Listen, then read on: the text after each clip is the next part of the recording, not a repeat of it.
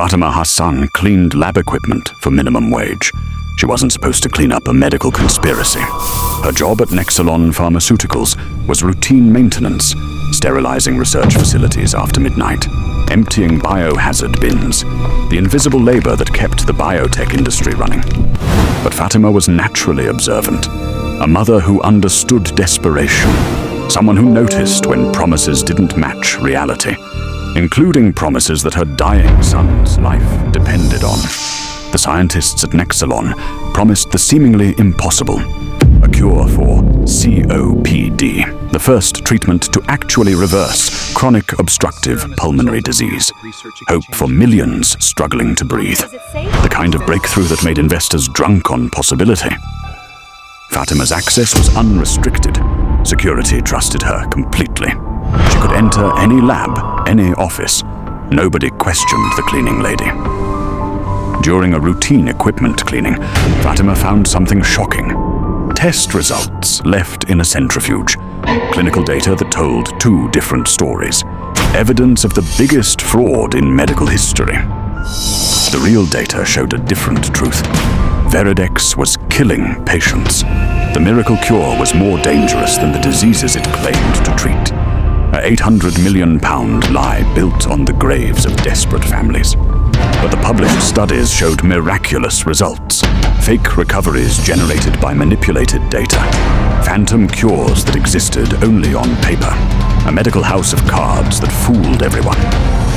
This was 2020, when COVID-19 sent pharmaceutical shares soaring. Biotech companies were minting billionaires overnight.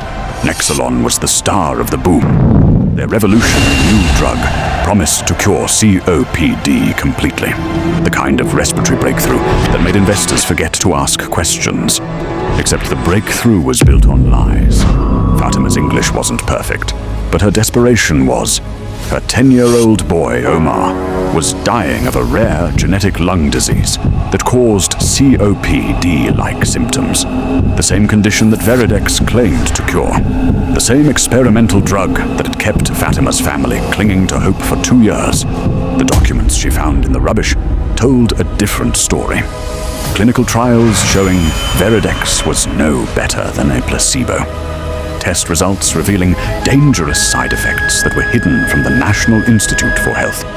A £800 million fraud built on the graves of dying patients. But there was more. Classified memos showing that Nexalon's real breakthrough drug, the one that actually worked, was being suppressed. Too expensive to manufacture, too risky for their share price, too complicated for their fraud. Fatima understood what the investors didn't. Veridex was poison sold as hope. But the real cure was locked away in a vault, waiting for a more profitable time to be released. She tried to report it to her supervisors, who reminded her that her son was on the compassionate use program, who mentioned that speaking up would jeopardize Omar's treatment, who made it clear that her family's access to any future medications depended on her silence. But Fatima faced an impossible choice. Expose the fraud and watch her son die without any treatment, or stay silent and let thousands of other families buy false hope with their life savings. She stared at the documents for weeks, evidence that could destroy the company and save countless lives, but also evidence that would end her son's only chance at survival. The weight of other parents' faces haunted her. Mothers who remortgaged their homes for a treatment that was killing their children. Fathers who emptied their pension pots for fake hope. Families who trusted the same system that was betraying them all. Fatima made her choice. She started taking pictures with her mobile, not just of the fraud, but of the suppressed cure. Evidence that could destroy a company and save a drug that actually worked. The investigation that followed shattered the pharmaceutical industry. £30 billion in fake treatments. Thousands of patients given false hope. The biggest medical fraud in British history. But it also forced the release of the real cure. The suppressed drug that actually worked. The treatment that saved not just Fatima's son, but thousands of other children. all because a cleaner chose justice over her own child's life and found a way to save both. The moral calculus was simple. Sometimes the greatest act of love is risking everything you can't afford to lose. Before we get started, each of our episodes is original and uniquely crafted to ensure you never get bored. We've launched this show with a focus on sharp, original storytelling. And as more viewers join us, you'll see everything level up: visuals, sound design, pacing, and production quality. The bigger the audience, the bolder the stories we can tell. So if you want to support us and continue seeing more episodes, subscribe and turn on the notification bell now. You're about to enter a world where money isn't just power. It's the most powerful motive. March 17th, 2020, 2:47 a.m. In the sterile corridors of Medicorp Pharmaceuticals in Manchester, Fatima Hassan pushes her squeaky cleaning cart past laboratories worth more than entire neighborhoods. The building hums with expensive machinery that never sleeps, centrifuges spinning blood samples, computers processing data that could make or break billion-pound investments, air filtration systems that cost more than most people's houses. She's 34, barely 5 feet tall, with calloused hands and tired eyes that have seen too much hardship. To everyone who matters in this gleaming temple of modern medicine, she's invisible. Security guards wave without really seeing her face. Scientists in white coats walk past like she's a piece of furniture that moves and occasionally empties bins. This invisibility pays £8.50 an hour, barely enough to survive in a city where rent swallows most paychecks whole. It's enough to keep her cramped two-bedroom flat in East Manchester, with its peeling wallpaper and temperamental heating. Enough to buy basic groceries and medicine for her 10-year-old son Omar, who's been fighting a devastating breathing disease since he was 7 years old. The disease has a long medical name that Fatima can barely pronounce, but she knows what it means. Her son's lungs are slowly failing, making every breath a struggle, turning simple activities like climbing stairs into exhausting ordeals. Without treatment, doctors told her, Omar would have maybe 2 years to live. Fatima's routine never changes, because change means questions, and questions mean attention she can't afford. Lab by lab, bin by bin, surface by surface. Each night follows the same pattern. Clock in at 11 p.m., start with the administrative offices, work through the research floors, finish with the executive suites, clock out at 7 a.m. She's cleaned Research Lab C every night for 18 months, the place where they manufacture Clear Lung, the miracle drug that's supposed to cure breathing problems forever. The medication that's keeping her son alive, or so she believes. The lab smells like antiseptic and hope. Millions of pounds worth of equipment lines the walls. Machines that can analyze molecules, computers that can model drug interactions, freezers that store compounds worth more than diamonds. This is where medical breakthroughs happen, where diseases get conquered, where desperate families find salvation. Tonight starts like every other night. Spray the steel counters with industrial disinfectant. Empty the specialized waste bins marked with biohazard symbols. Wipe down equipment that costs more than she'll earn in a lifetime. But someone's been careless in Lab C tonight. Really, dangerously careless. A thick blue folder sits forgotten inside the centrifuge machine. A piece of equipment worth £200,000 that spins samples at speeds that would make your head spin. The folder's cover reads, Clear Lung Trial Data, Confidential, in red letters that practically scream, don't look at this if you value your job.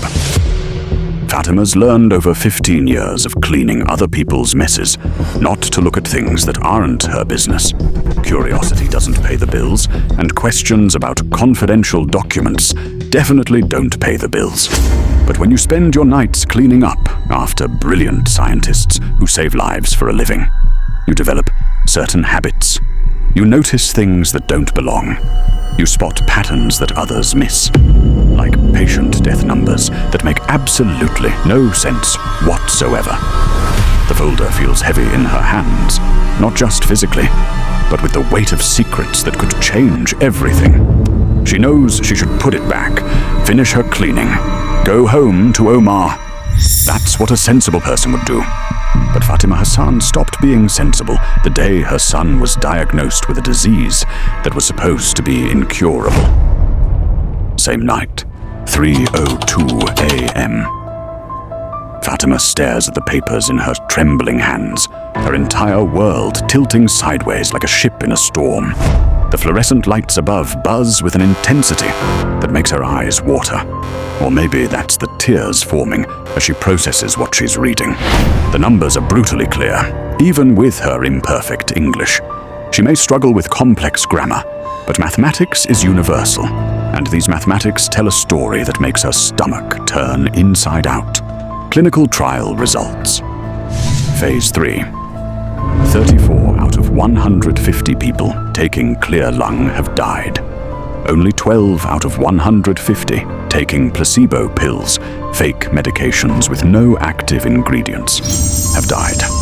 The miracle drug that's supposed to save lives is ending nearly 3 times as many as doing absolutely nothing at all. Her hands shake as she flips through patient files with real names attached to real faces, real families, real tragedies. Margaret Thompson, 64 years old, grandmother of 5 grandchildren, died after 10 weeks on clear lung. The notes mention her family's gratitude for the experimental treatment that gave us hope. David Wilson, 41, father of twin girls aged 8, suffered massive heart failure after 3 months. His wife apparently sent a thank you card to the research team. Lisa Chen, 35, mother of a 6-month-old baby, experienced complete respiratory collapse after 8 weeks. Her husband donated £5,000 to Medicorp's research foundation in her memory. Each file contains a photograph, smiling faces of people who trusted the system, who believed in medical progress, who thought they were getting cutting-edge treatment. Instead, they got systematic poisoning disguised as hope. But then, Fatima sees something that stops her heart completely. Patient 156, Omar Hassan, her son, a beautiful, struggling 10-year-old boy. The child has been getting progressively sicker every week despite taking their life-saving medication. The boy she's been grateful to Medicorp for helping through their compassionate use program. The son who might be dying because of the very drug she thought was his only chance at survival. The file shows Omar's declining lung function over 6 months of treatment. Numbers that trend downward like a financial crash, breathing capacity that drops week after week, oxygen saturation levels that make trained medical professionals worried. But the official reports sent to his local doctor paint a completely different picture. Steady improvement, positive response to treatment, encouraging progress. This is her call to adventure. The moment that changes everything she thought she knew about the world. But there's more in this folder. Much, much more.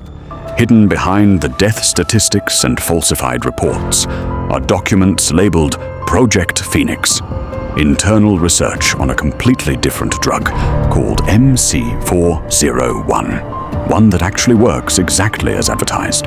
Clinical trial results for MC401 read like medical miracles. 91% of patients showing complete recovery from breathing diseases. 97% showing significant improvement. Side effects so minimal they barely register on safety assessments. Manufacturing costs that would make the drug affordable for every patient who needs it. Test results that prove MC401 doesn't just manage breathing diseases. It actually cures them. Permanently. Completely. The kind of breakthrough that should win Nobel Prizes and save millions of lives worldwide. So why is Medicorp selling poison disguised as medicine while hiding the real cure in filing cabinets? The answer's buried in internal memos that use corporate speak to discuss mass murder. And that answer is going to destroy everything Fatima thought she knew about the company that claims to be keeping her son alive. Wednesday, March 18th, 2020. 7:30 a.m. Fatima sits at her kitchen table in the grey morning light, staring at photos on her cracked Samsung phone. The device is 3 years old, held together with electrical tape, but it captured evidence that could save thousands of lives or destroy her family's only remaining hope. She took pictures of everything before carefully returning that folder to exactly where she found it. Page after page of clinical data, financial projections, internal communications, evidence so damaging it could topple a pharmaceutical empire worth billions of pounds. The kitchen around her tells the story of their struggle. Mismatched chairs bought from charity shops, a refrigerator that makes concerning noises, cupboards that never seem full enough. The heating doesn't work properly, so she wraps herself in a threadbare dressing gown that's seen better decades. Omar struggles to get ready for school at the small table beside her. His breathing labored from the simple effort of putting on his uniform.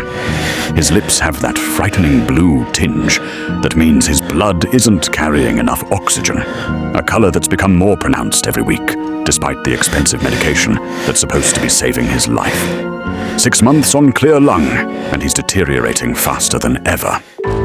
Now she knows why. The miracle cure is literally poisoning him, cell by cell, breath by breath.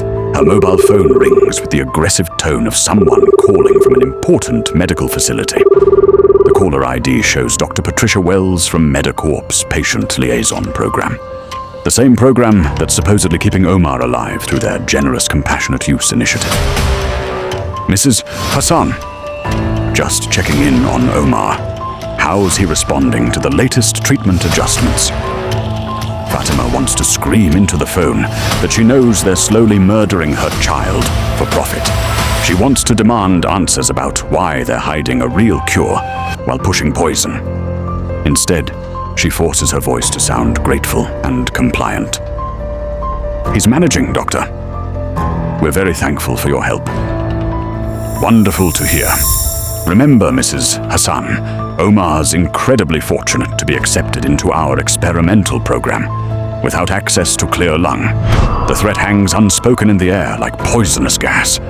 Speak up about anything suspicious, lose access to treatment, ask uncomfortable questions, watch your child die without any medical intervention, stay quiet and grateful, or lose everything. Of course, Doctor. We understand how lucky we are. I'm sure you do. These treatments are extremely expensive to provide, and we can only help families who fully support our research mission. Have a lovely day. After the call ends, Fatima stares at those photos again, with hands that won't stop shaking. She could delete them right now. Pretend she never saw anything suspicious. Keep Omar enrolled in the program, and hope the medication eventually helps instead of harms. That's the safe choice, the sensible choice, the choice that any rational parent would make when faced with losing their child's only access to experimental treatment.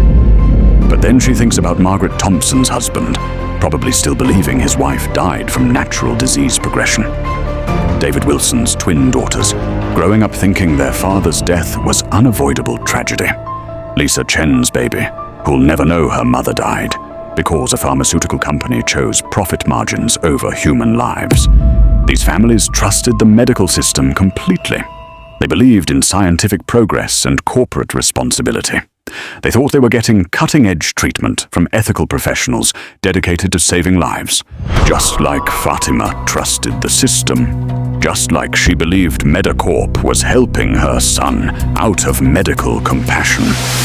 And the system betrayed them all with calculated precision and corporate efficiency. The weight of moral responsibility settles on her shoulders like lead blankets. She holds evidence that could prevent other families from suffering the same deception, the same loss, the same systematic betrayal of trust. But using that evidence means sacrificing her own child's access to any treatment at all.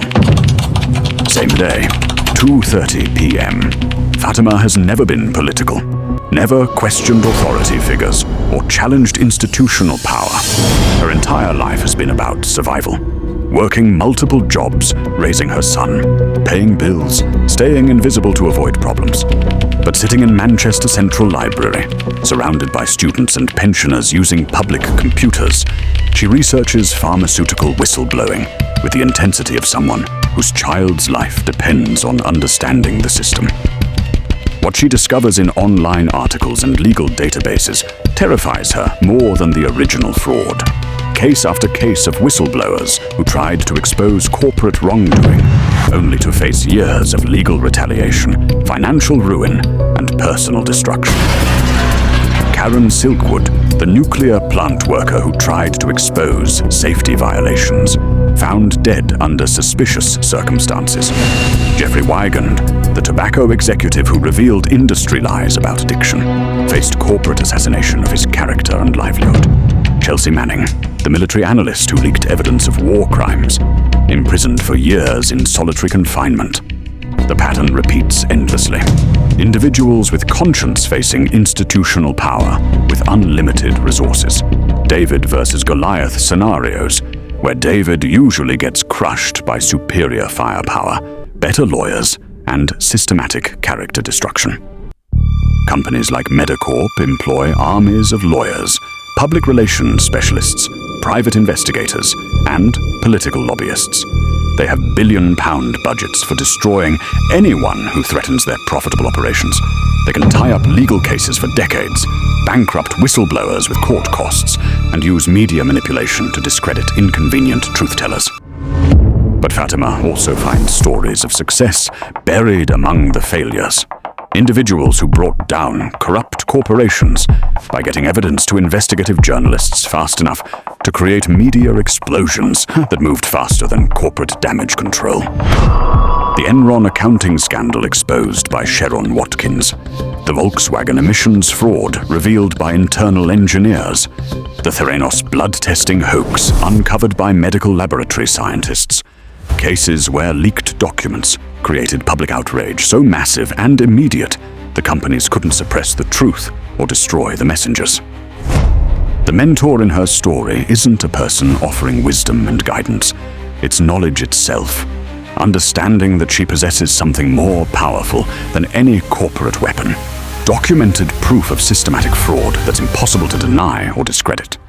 She learns about investigative journalists who specialize in pharmaceutical industry corruption, newspapers with sufficient resources to verify complex evidence and protect confidential sources, patient advocacy organizations that can transform leaked documents into coordinated public pressure campaigns. This isn't about reporting fraud to government regulators who move slower than geological processes and often have financial relationships with the companies they're supposed to oversee. This is about creating a media firestorm that forces immediate action through public outrage and political pressure. Medical journals that publish peer-reviewed research, parliamentary committees that oversee healthcare policy, international organizations that monitor pharmaceutical safety, all potential allies in a war against corporate medical fraud. But she also learns about the personal costs. Whistleblowers who lose their jobs, their homes, their families. People who spend years fighting legal battles they can't afford. Individuals who sacrifice everything for principles that may not protect them from retaliation. The question burning in her mind isn't whether she has enough evidence to expose Medicorp's crimes. The question is whether she has enough courage to light a fuse that will definitely explode in her face. Thursday, March 19th, 2020, 11:30 p.m. Fatima returns to Medicorp that night, but she's not coming to clean. She's coming to hunt for evidence that will make her initial discovery look like a minor accounting error.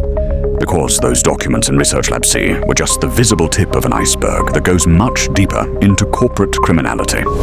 The real evidence, the smoking gun emails, financial records, and executive communications that prove systematic intent to defraud, lives on password-protected computers in the executive wing of the building. This is her threshold moment, the point of no return, where she stops being a victim of circumstances and becomes an active agent of justice or destruction, possibly both. The executive floor represents forbidden territory that might as well be surrounded by landmines and guard towers. Enhanced security systems with motion sensors and biometric locks. Surveillance cameras that record everything in high-definition detail. Access controls that log every entry and exit with timestamps. Getting caught breaking into executive offices means criminal charges for corporate espionage, deportation proceedings for immigration violations, prison sentences that would separate her from Omar permanently, the complete destruction of any chance at a normal life. But somewhere in CEO Jonathan Blackwell's personal office are the communications that prove everything. Email threads showing executives discussing acceptable casualty rates like football statistics, financial projections that calculate lawsuit payouts versus manufacturing costs, strategic planning documents that treat human deaths as acceptable business expenses. She locates Blackwell's spare office key in the third magnetic container under his executive assistant's desk, exactly where 15 years of cleaning executive offices taught her to look. These powerful men are predictable in their arrogance, assuming their secrets are safe because they control access to information. His computer sits on a mahogany desk worth more than Fatima earns in 6 months, surrounded by family photographs and industry awards. The password protection screen shows a hint: first pet plus birth year. Family photos displayed prominently show him as a young boy with a golden retriever wearing a collar that reads Buster. A framed birth certificate on the wall shows 1967. Buster, 1967. The computer unlocks like a door opening into hell. What Fatima discovers in Jonathan Blackwell's email archive makes her physically sick with disgust and rage. This isn't just medical fraud. This is organized mass murder disguised as pharmaceutical research conducted by people who should be protecting public health. Email threads discussing acceptable casualty numbers with the casual tone of people planning office parties. Spreadsheets calculating wrongful death lawsuit settlements versus manufacturing costs for effective medications. Board meeting minutes where executives literally joke about customers paying premium prices to deteriorate faster. Financial projections showing how much money they save by manufacturing cheap, harmful drugs instead of expensive, effective treatments. Marketing strategies designed to maximize patient lifetime value by keeping people sick longer. Research budgets that prioritize profitable symptoms management over actual cures. But the most damning evidence involves MC401, the treatment that actually works. Email chains proving they've known about its effectiveness for 3 full years. Internal research showing it could cure breathing diseases completely and permanently. Manufacturing cost analyses proving it could be produced affordably for global distribution. They buried MC401 because healing people quickly reduces long-term profit potential. Their business model depends on chronic illness that requires expensive, ongoing treatment. Actual cures threaten the entire pharmaceutical industry's revenue structure. The strategic planning documents spell out their approach with corporate precision. Clear lung market penetration must be maximized before introducing competing products from our own research pipeline. Translation: let as many people as possible suffer and die on our fake treatment before we admit we have something that actually works. Fatima plugs in her £5 USB drive, purchased from a corner electronics shop, and starts copying everything. Financial records, clinical data, email archives, strategic plans, regulatory submissions. 34 minutes of pure terror, waiting for security personnel to discover her committing corporate espionage that could imprison her for years. But nobody comes to investigate unusual computer activity. Because who would suspect the invisible cleaning lady of understanding enough about pharmaceutical fraud to steal evidence systematically? When the file transfer completes, she holds something more dangerous than weapons-grade plutonium, documented proof of intentional mass medical fraud that could destroy lives, end careers, and change an entire industry forever. The threshold has been crossed. There's no going back to ignorance or innocence. Now comes the part that will determine whether she becomes a hero or a casualty. Friday, March 20th, 2020, 6:45 a.m. In a cash-only internet cafe in Chorlton that looks like it hasn't been updated since the 1990s, Fatima faces the biggest test of her life. The cafe smells like instant coffee and desperation, filled with people who can't afford their own internet connections. She's created 7 different email accounts using fake names and temporary addresses. She's researched investigative journalists who specialize in pharmaceutical industry corruption. She has 47 gigabytes of evidence that could save thousands of lives and destroy billions of pounds in corporate wealth. But sending these files means declaring war on a multinational corporation with unlimited resources, government connections, and absolutely no moral constraints about destroying anyone who threatens their profitable operations. Her allies in this battle aren't people she can see or touch. They're abstract principles that either matter enough to risk everything for, or don't matter enough to sacrifice her son's life. Truth versus comfort. Justice versus security. Love for all children versus love for her specific child. Her enemies are crystal clear and terrifyingly powerful. Jonathan Blackwell and his executive team, who've systematically chosen profit margins over human lives. A pharmaceutical industry that protects its own through political lobbying and regulatory capture. A legal system that favors whoever can afford the most expensive lawyers for the longest time. Government agencies that should protect public health, but often have revolving door relationships with the companies they regulate. Medical professionals who prescribe treatments based on published research without knowing about suppressed clinical data. Media organizations that depend on pharmaceutical advertising revenue for their financial survival. She starts composing emails with hands that shake from caffeine and pure terror. The Guardian's investigative health correspondent, the Financial Times pharmaceutical industry reporter, the British Medical Journal's ethics editor, and the Times science journalism team. Each email contains the same basic message. I work at Medicorp Pharmaceuticals and have discovered evidence of systematic clinical trial fraud involving their drug, Clear Lung. They are marketing a treatment that harms patients while suppressing a drug that actually works. Complete documentation is attached. But she's also sending evidence to patient advocacy organizations that can mobilize public outrage. Medical professional associations that can pressure regulatory agencies, parliamentary committees that oversee healthcare policy, international pharmaceutical safety organizations that can coordinate global investigations. This isn't just about exposing one company's fraud. It's about creating a coordinated media and political response that moves faster than corporate damage control efforts. The most important email goes directly to Jonathan Blackwell himself, because Fatima wants him to know exactly who's about to destroy his criminal empire.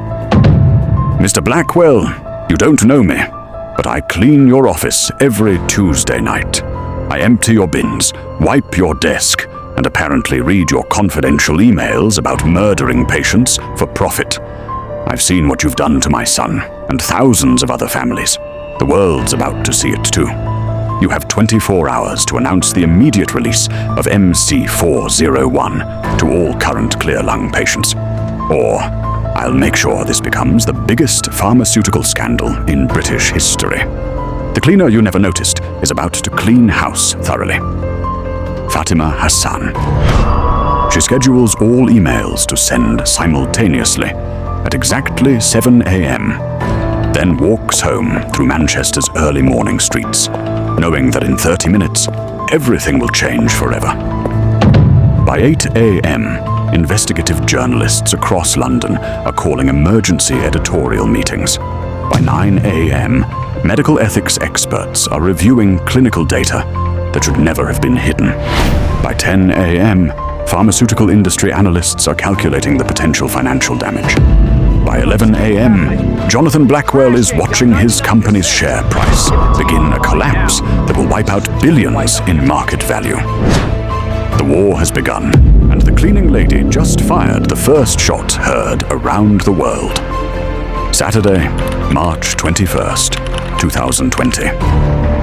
9 a.m. The story explodes across every major newspaper simultaneously, like a coordinated military assault.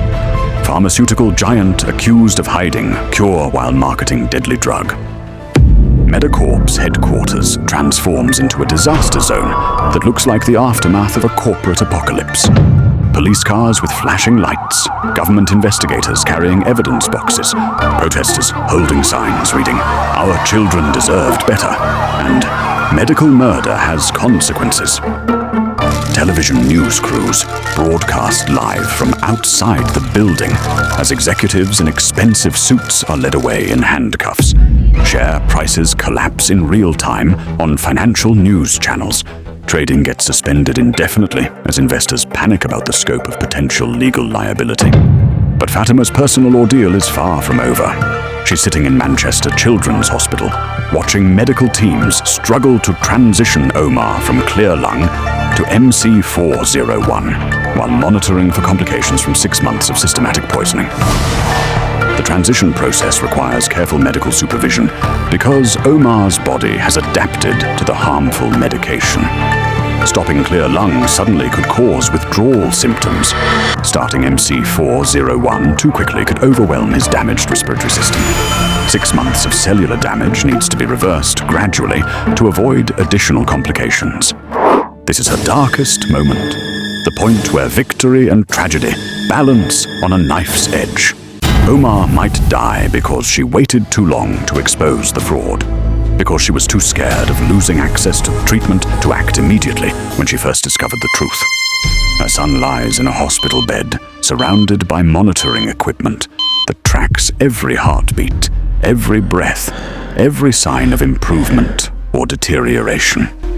His face is pale against white pillows, his breathing assisted by machines that keep his oxygen levels stable. Dr. Patricia Wells, the same woman who used to threaten Fatima about maintaining grateful silence, now personally supervises Omar's medical care with the desperate attention of someone whose professional reputation depends on his recovery.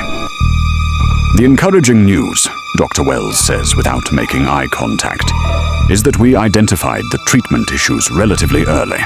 The physiological damage from clear lung should reverse with proper MC401 therapy, though complete recovery may take several months.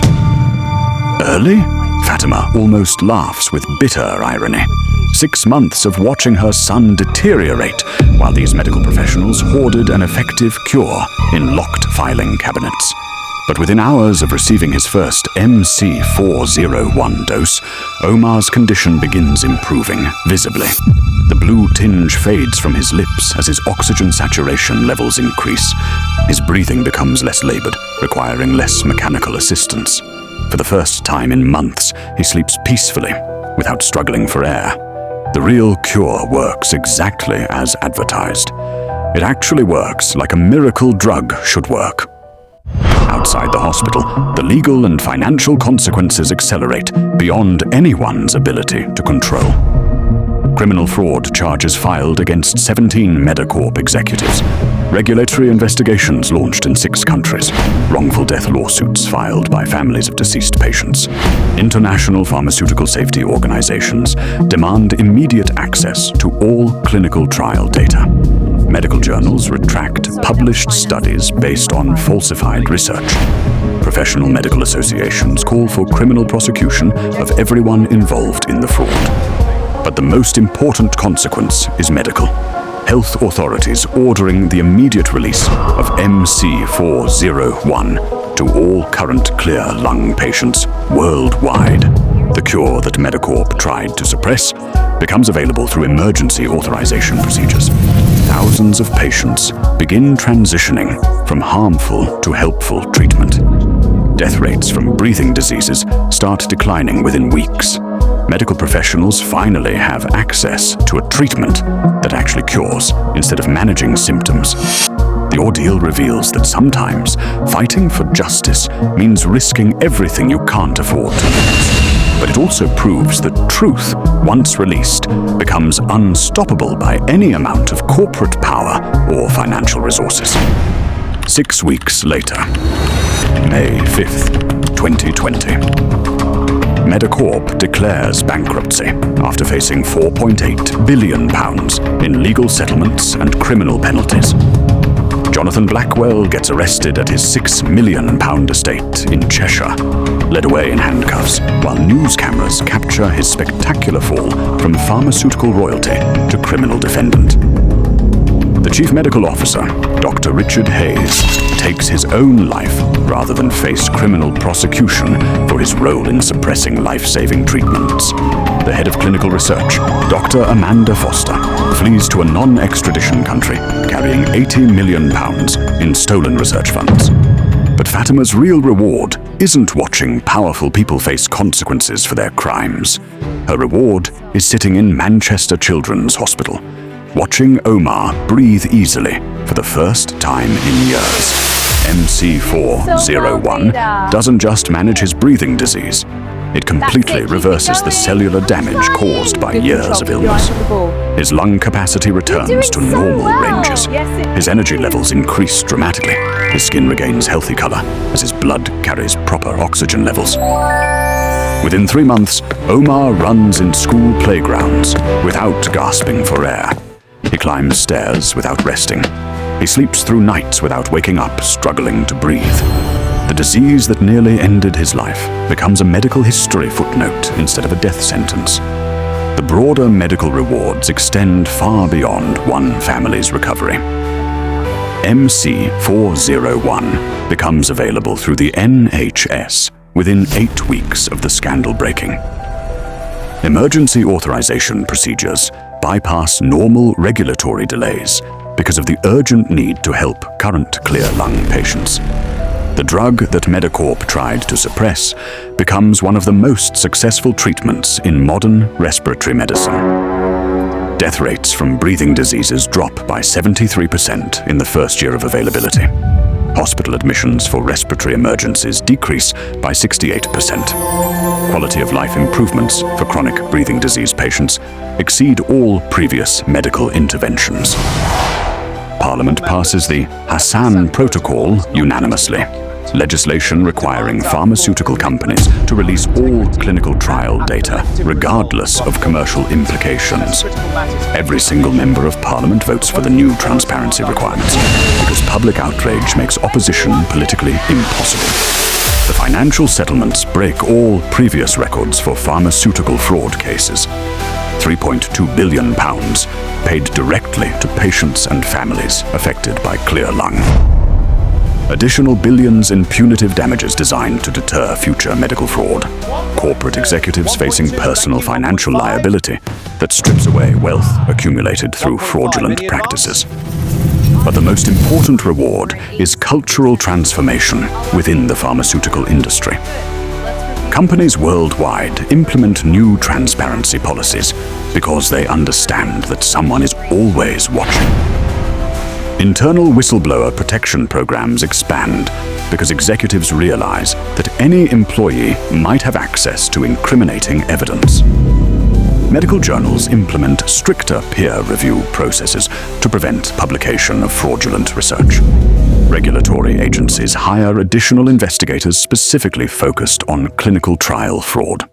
International cooperation on pharmaceutical oversight increases to prevent companies from hiding evidence across multiple jurisdictions. Job offers pour in from newspapers, publishing houses, advocacy organizations, and government agencies. Professional opportunities that would transform Fatima from minimum wage cleaner to well-paid investigator or pharmaceutical industry watchdog. She turns them all down for reasons that surprise everyone except herself. September 20th, 2020. Fatima finds work that pays better than cleaning, but matters more than money, leading the newly created Pharmaceutical Transparency Commission, a government agency dedicated to investigating companies that might be hiding effective treatments or marketing dangerous drugs. The position pays 10 times her previous cleaning salary and comes with resources she never imagined having access to. A team of investigators, medical consultants, legal experts, and data analysts, authority to demand documents from pharmaceutical companies, power to recommend criminal prosecutions for medical fraud. But her real journey isn't professional advancement. It's personal transformation from invisible victim to visible agent of systematic change. She's learned that ordinary people can accomplish extraordinary things when they choose courage over comfort, truth over safety, justice over personal security. The work involves investigating pharmaceutical companies across Britain and internationally, following financial trails that lead to hidden research, analyzing clinical trial data for evidence of manipulation or suppression, protecting whistleblowers who risk everything to expose medical fraud. Each investigation builds on lessons learned from the Medicorp case.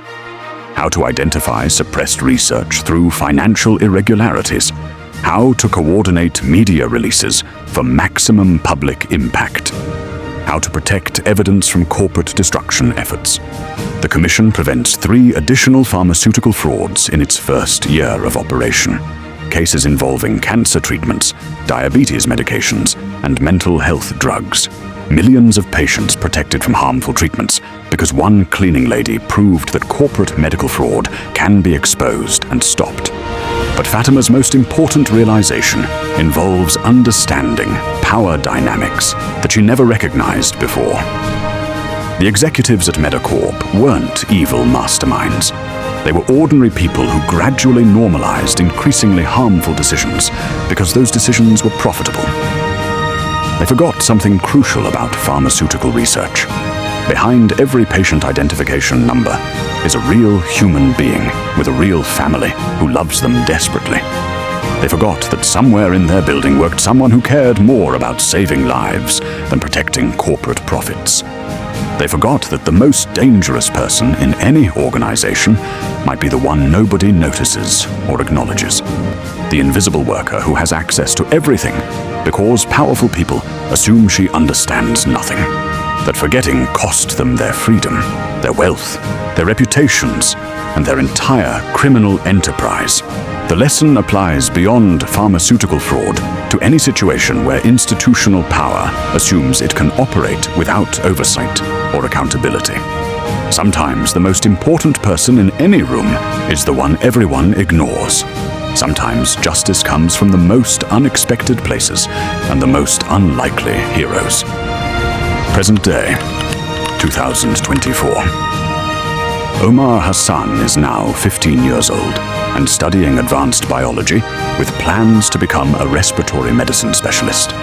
The disease that nearly ended his life became his inspiration to save others facing similar medical challenges. His bedroom wall displays a simple handwritten sign, "In memory of all the patients who died, waiting for cures that already existed." Fatima's story spreads internationally through documentaries, books, and speaking engagements. The invisible cleaning lady who brought down a pharmaceutical empire becomes a global symbol of how ordinary people can achieve extraordinary justice when they refuse to accept systematic wrongdoing. Her elixir, the wisdom she brings back to ordinary people worldwide, challenges fundamental assumptions about power, visibility, and moral responsibility.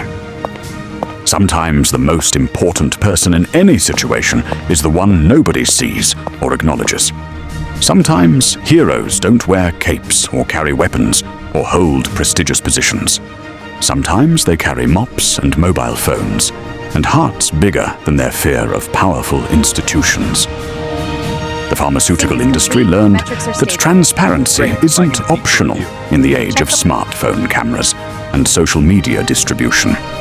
Every employee is a potential investigator. Every document is potentially public evidence. Every decision might be scrutinized by people who care more about human lives than corporate profits. Patients and families learned to question miracle treatment promises and demand access to complete clinical trial data. Medical professionals learned to verify published research independently instead of trusting pharmaceutical company marketing materials. cleaning staff worldwide learned they have more power and importance than anyone ever acknowledged. Building maintenance workers, security guards, administrative assistants, invisible employees who see everything because powerful people assume they understand nothing. The Hassan Protocol influences pharmaceutical regulation in 47 countries. Clinical trial transparency requirements that prevent companies from hiding effective treatments or marketing harmful drugs. Whistleblower protection programs that encourage employees to report medical fraud without fear of retaliation. But the most important change is personal rather than institutional. Millions of ordinary people worldwide understand that they don't need special qualifications or positions of authority to fight systematic injustice. They just need courage, evidence, and willingness to risk personal comfort for larger principles. Fatima Hassan proved that when you choose truth over safety, love over fear, and justice over personal security, you can literally change the world for everyone. Even if you start with nothing but a minimum wage job, a smartphone camera, and a mother's determination to save her child. That's the real miracle cure for systematic injustice. And it's available to everyone brave enough to use it, regardless of their position, education, or social status. The most powerful force for positive change isn't wealth, political connections, or institutional authority. It's ordinary people who refuse to accept that extraordinary wrongdoing should continue unopposed. And that force, once awakened, becomes absolutely unstoppable.